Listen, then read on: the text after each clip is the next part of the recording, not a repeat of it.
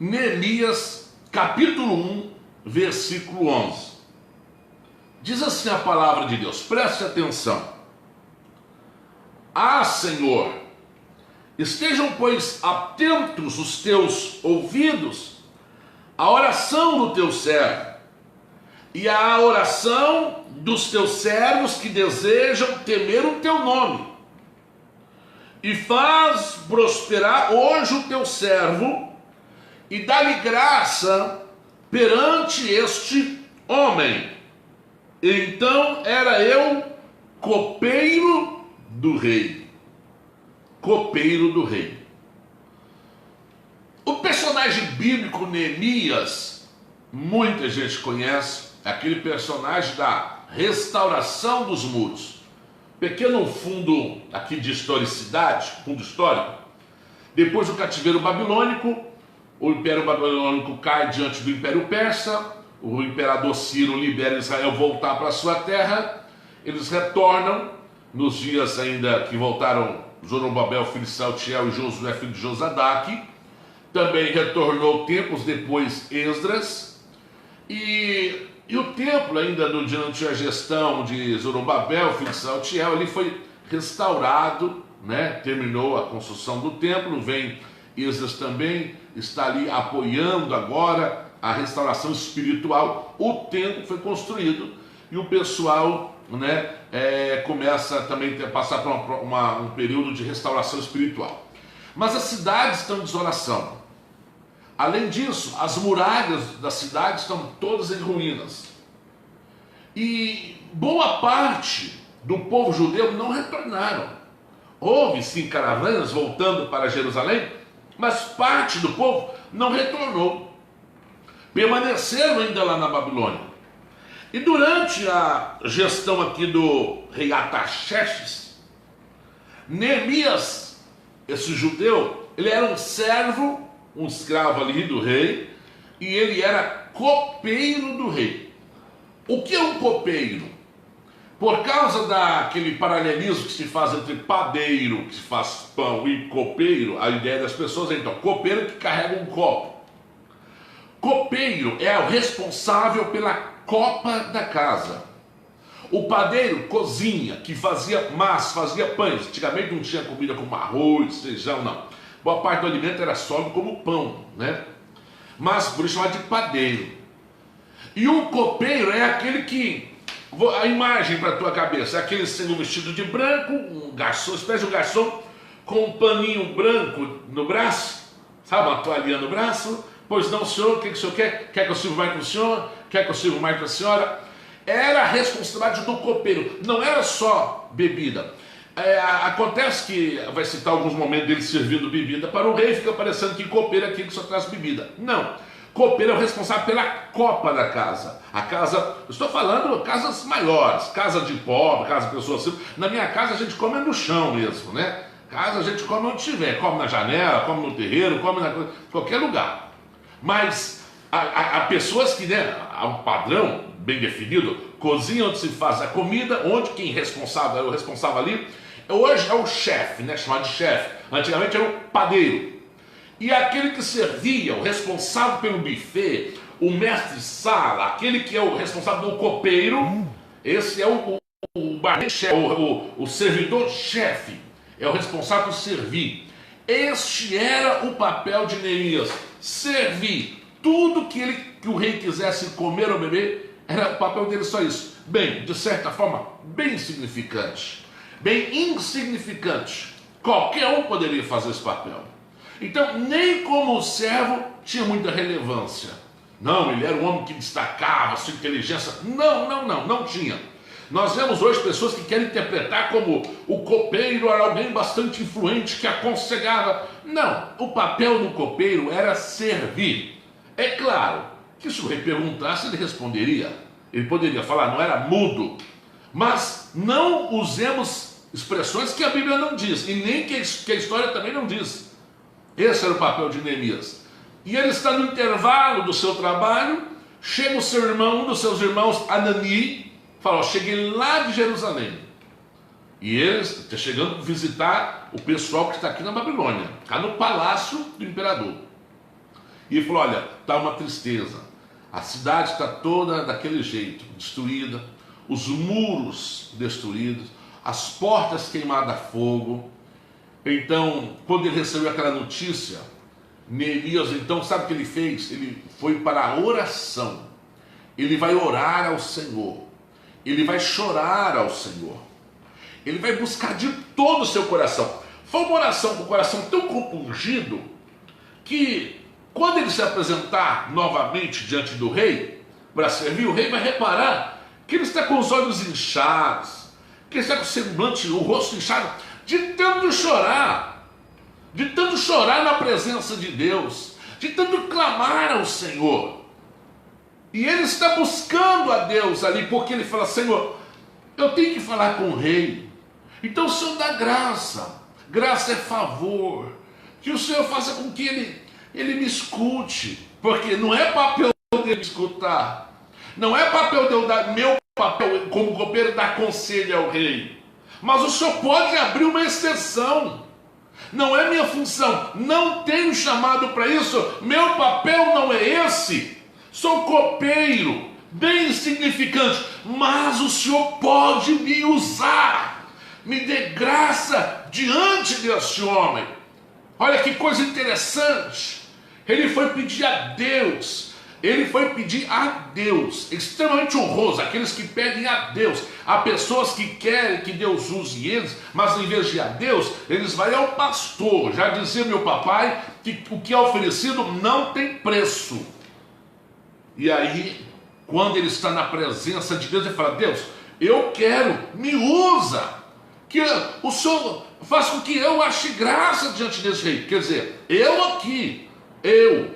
para que esse negócio seja resolvido. Você deve saber, se não sabe ainda, saiba já. Ele vai procurar o rei vai perguntar a ele, né, que está com o rosto semblante assim, triste, rosto inchado, chorar aí. Ele vai dizer o que está passando. O rei falou: o que você quer então? Ele falou: vou orar a Deus. Depois deu a resposta para o rei, e o rei enviou ele para Jerusalém, para restaurar os muros. O rei deu um cheque em branco para bancar a restauração. Olha, Jerusalém vai ser restaurado, financiado pelo imperador. Você está entendendo por que os samaritanos vão ficar muito irados? Samaritano é aquele pessoal vizinho de Jerusalém, né? Porque eles estão forasteiros de sua terra, não podem retornar. Israel já retornou do cativeiro, os samaritanos jamais retornarão. Além disso, Jerusalém está restaurando os muros. Gente, e mais ainda, restaurando os muros financiado pelo imperador. Ah, ele está brincando. Eles estão restaurando os muros. O rei falou assim: quer saber? Passe na minha fazenda, ela manda cortar da fazenda do rei. Não quer dizer da fazenda literal como hoje em dia, é do depósito do rei, daquilo que do custeio do rei. Vai lá e fala para liberar madeiras à vontade, tudo. Está aqui, ó, um cheque em branco, o que precisar. Tem mais, portanto, esse cheque, cartas de autorização para transitar dentro do império, precisa de muito alvará, muita liberação. Assinou tudo. Depois de assinar, olha, faz o seguinte: você está indo a uma viagem longa, vou mandar aqui o chefe da minha guarda para ir fazer a tua proteção, para levar você, esses companheiros teus, e mais vai um grupo de soldados para fazer a proteção até chegar lá. Resumindo, Jerusalém será restaurado, tudo com luta, é claro, com oposição, com murmuração, que sempre vai ter, né? Sempre pessoas se levantando contra, todo tipo de restauração haverá oposição. Então, a Jerusalém, né, que será restaurada, sim, os muros de Jerusalém serão restaurados. E o rei, por fim, vai constituir Neemias como governador de toda aquela região. Governador de toda aquela região. Você sabe o que está acontecendo? Um homem, simplesmente um garçom, um copeiro, que não confunda copeiro apenas com copo, viu? Porque na verdade na Bíblia você vai ver falar mais, não é copo, vai falar vaso. Então, se copeiro tivesse alguma coisa a ver com bebida, seria vaseiro, não copeiro. Copeiro é aquele que trabalhava em copa, servia bebida, servia comida, servia tudo que o padeiro fez, trazia para ele. Deus está levantando um padeiro, um copeiro. Deus está levantando um garçom, vai usá-lo tremendamente para restaurar. Mas eu sou um servo, eu não tenho dinheiro, fica tranquilo. Deus vai usar o imperador para bancar, mas as pessoas não vão me aceitar muito, fica tranquilo. Deus vai fazer o imperador dar cartas, mas aí eu fico exposto, corro perigo. Não, Deus vai fazer o imperador mandar a sua guarda pessoal te proteger. Mas se eu chegar lá e não me der atenção muito, como é que vai ser isso aí? Não, Deus vai fazer o imperador te colocar como governador de toda esta região. Aí você fala, que sorte que Neemias teve. Sorte não, isso tudo foi construído na oração. Quando é que ele foi orar? Ele foi orar quando ele foi incumbido dessa missão? Não. Ele foi orar, ainda dizia, quando ele termina de registrar a oração dele, diz assim, esta oração que eu fiz, eu era simplesmente copeiro do rei. Meu papel era só esse. E ali esse quadro de grande insignificância, de uma insignificância prática, é que eu clamei a Deus. Momento que eu vi o que precisava ser feito. A missão de amanhã, ela começa hoje em nossos joelhos.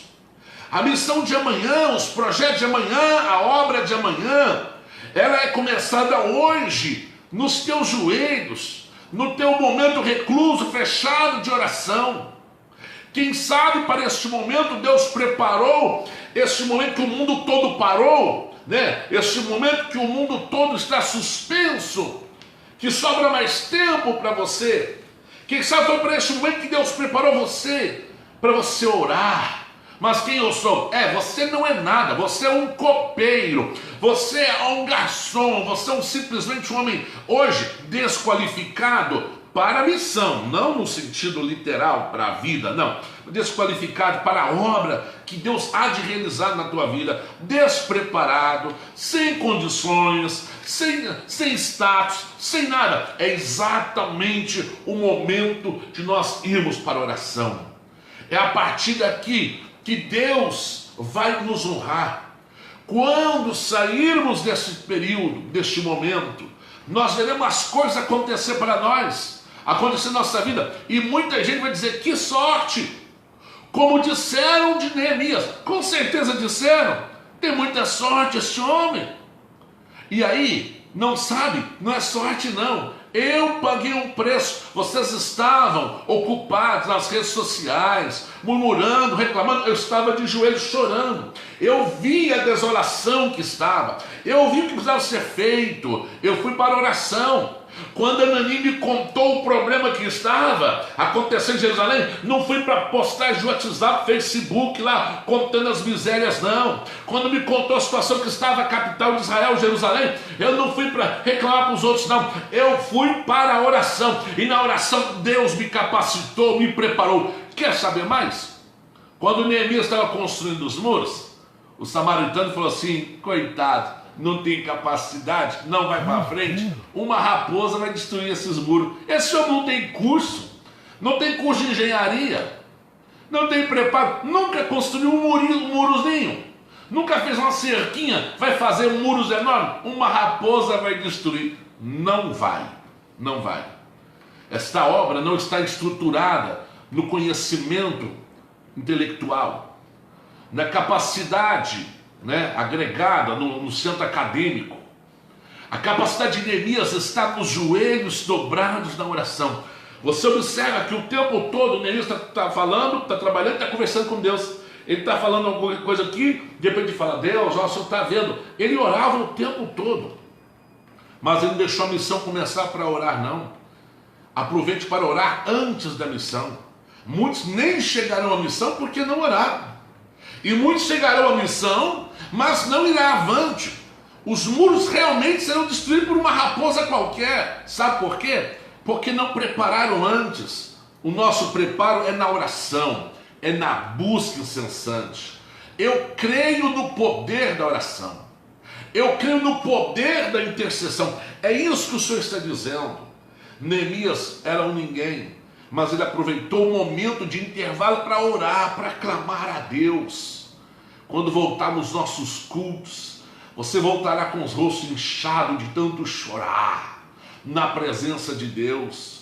Quando voltar a oportunidade, quando Deus se encontrar com você e falar: o que está acontecendo? Você fala: Senhor, eu estou aqui buscando, clamando ao Senhor. O dia que Deus encontrou Caim, ele estava irado com o irmão dele. Mas acredito que quando encontrou Abel, Abel estava agradecendo ao Senhor por ter recebido a sua oferta, o seu sacrifício. É o que estamos fazendo, sacrificando ao Senhor, ofertando ao Senhor. E Deus se agrada muito bem. Deus se agrada muito desse sacrifício que estamos fazendo. Tirando um momento, vamos tirar um momento para conversar com Deus, para orar ao Senhor, para falar com Deus. E o nosso projeto, a obra de Deus na nossa vida será realizado. E ninguém impedirá, ninguém barrará. Sabe por quê? Porque no nosso intervalo de trabalho nós fomos para a oração. Aproveite esse intervalo que Deus concedeu a você para orar. Esse intervalo não é recreio, não é férias, não é folga, é tempo de oração. Nós vamos louvar o Senhor antes de nós orarmos. Nós vamos louvar o Senhor nesse instante. Vamos adorar o Senhor.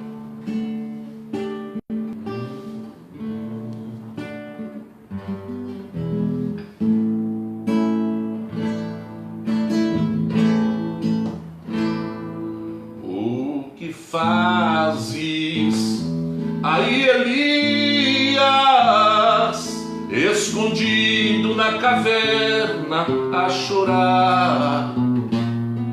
Tenho sido varão zeloso, estou aqui pois Jezabel quer me matar. Senhor meu Deus, só eu fiquei, agora eles querem tirar minha vida. Não fale assim, meu servo Elias, eu sou teu Deus, estou contigo todo dia. Saiu dali, profeta Elias encontrou com Eliseu no mesmo dia. Lançou-lhe a capa que ele trazia, mas Eliseu até chorou de alegria. Andaram juntos por muitos dias. Deus revelou que ia arrebatar Elias lá no Jordão. Que maravilha!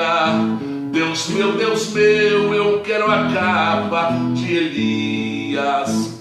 Senhor meu Deus, só eu fiquei, agora eles querem tirar minha vida. Não fale assim, meu servo Elias, eu sou teu Deus, estou contigo todo dia.